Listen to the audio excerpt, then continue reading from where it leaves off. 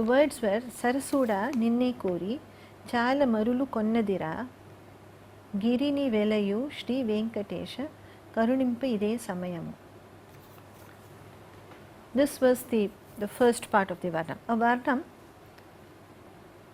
the structure of a Varnam. You see, when we speak of a musical composition, any number of structures are possible. If you look around and you look at various kinds of music, you will see the musical compositions have different structures. You could have a simple composition such as we have in Carnatic music in the beginner's level, what is called Geetam.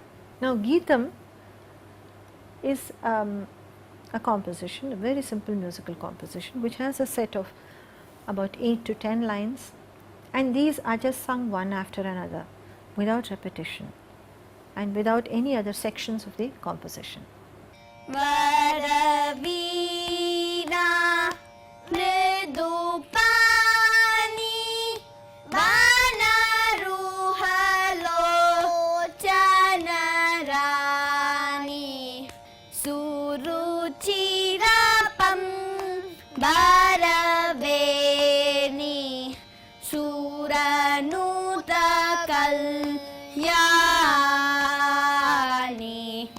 nirupama subhagunalola nirata jaya pradashila varada priya ranganayaki vachita paladayaki sarasija sana janani jaya jaya jaya jaya re re.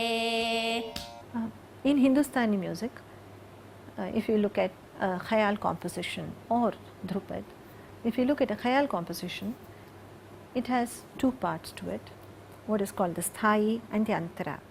The sthayi will have 2 lines typically, the antara will have 2 lines. The compositions in Hindustan in khayal are particularly very short, and this is how a khayal composition is structured.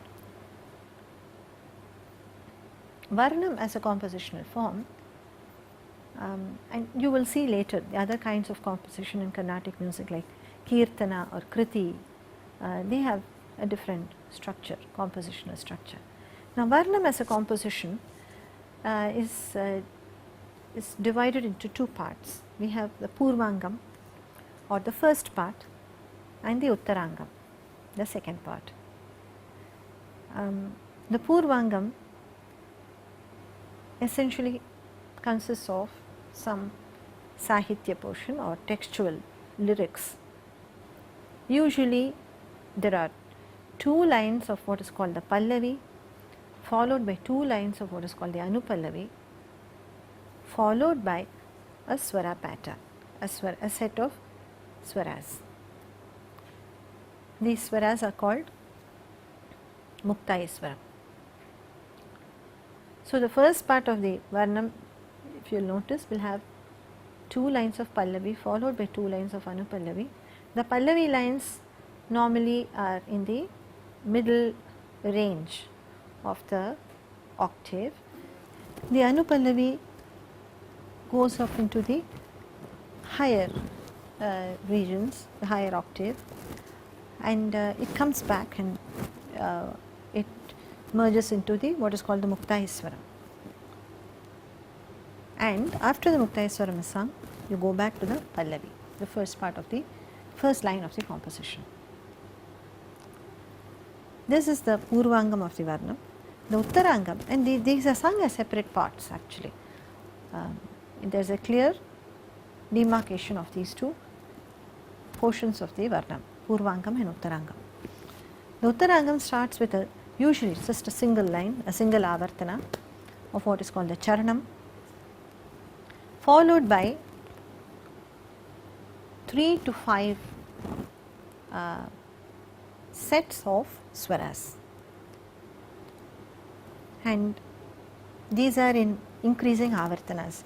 Usually the first Swara is of 1 avartana, and the second and third may be of 2 avartanas, the fourth, or if there is a fifth, will go into 4 avartanas.